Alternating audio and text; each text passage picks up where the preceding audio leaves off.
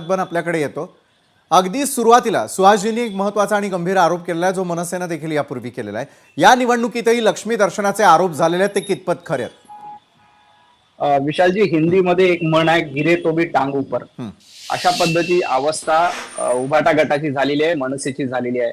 आपण बघतो की जेव्हा आम्ही लोकसभेच्या निवडणुका हरतो तेव्हा सगळं काही व्यवस्थित असतं. हां, जेव्हा आम्ही विधानसभेच्या निवडणुका जिंकतो तेव्हा ईव्हीएम मध्ये घोटाळा येतो, मग मतचोरी होते. आणि आता बेसची निवडणूक, खरं तर ईव्हीएम असतं तर यांनी आधी ईव्हीएम वर खापट फोडला असता आणि मग म्हटले असते की पैसे वगैरे वाटला. पण आता इथं ती बोंबाबोंब मारता येत नाही, कारण बॅलेटवर निवडणुका झाल्या. हां, हां, आणि बॅलेटवरच्या या निवडणुकीमध्ये सर्वसामान्य मराठी माणसांनी, हे सगळे बेस्टचे कामगार कर्मचारी मराठी माणसं आहेत, हं, आणि या सर्वसामान्य मराठी माणसांनी भारतीय जनता पार्टीच्या नेतृत्वाला साथ दिली. शशांकराव देखील भारतीय जनता पार्टीचे पदाधिकारी आहेत, त्यांनी देवेंद्रजींच्या उपस्थितीत भारतीय जनता पार्टीमध्ये प्रवेश केला. त्यामुळे हे संपूर्णपणे भारतीय जनता पार्टीचं घवघवीत यश आहे.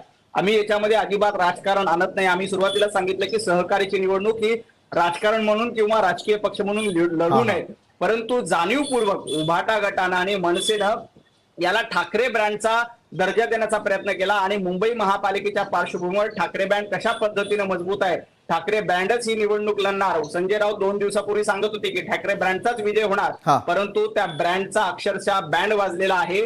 आणि जो हिंदुत्वाचा स्टँड आहे, बाळासाहेब ठाकरे यांच्या हिंदुत्वाचा स्टँड जो घेईल, त्याच्या पाठीशी सर्वसामान्य मुंबईकर, बेसचा कामगार कर्मचारी उभा राहिलेले आहे. आता अशा पद्धतीचे खोटे आरोप करायचे, हरल्यानंतर काहीतरी कारण सांगावं लागतं. मग कारण काय? मग भारतीय जनता पार्टीने पैसे वाटले, भारतीय जनता पार्टीने निवडणूक मॅनेज केली, नशीब चांगलं ईव्हीएमचं नाव घेतलं नाही, तर कदाचित ते ईव्हीएमचं पण नाव घेतलं असतं. मला वाटतं गिरे तो भी टांग ऊपर अशा पद्धतीची अवस्था उभाटा गटाची आणि मनसेची आहे. ही सुरुवात आहे, ये तो झाकी है, मुंबई महापालिका बाकी आहे. एवढंच नाही तर या बेसचे कर्मचारी एमएमआर रिजन मध्ये राहतात, म्हणजे कल्याण, डोंबिवली, ठाणे, पलीकडे विरार, या सर्व एमएमआर रिजनच्या महापालिकेमध्ये ही लिटमस टेस्ट झालेली आहे. आणि आपल्या सगळ्यांना माहिती की आपण जेव्हा वेगवेगळे सर्वे करतो तेव्हा सॅम्पल साईज घेतो, आणि सॅम्पल साईज वरनं साधारणतः पुढच्या निवडणुकीचा अंदाज काय येईल त्याचं विश्लेषण करतो. आणि मुंबई महापालिकेची सगळ्यात मोठी सॅम्पल साईज या निवडणुकीच्या निमित्ताने समोर आलेली आहे. आणि भारतीय जनता पार्टीच्या नेतृत्वातच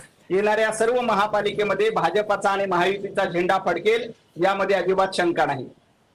बरोबर आहे नवनाथजी, तुमचं म्हणणं आहे की संशोधन पद्धतीचा वापर करूयात, सॅम्पल साईज या संदर्भात आपण आणखी चर्चा करूया. आणि लिटमस टेस्ट किंवा एका बाजूला उभाटा आणि मनसे असे आरोप का करते त्याकडे वळण्याआधी अरुण सावंत आपल्यासाठी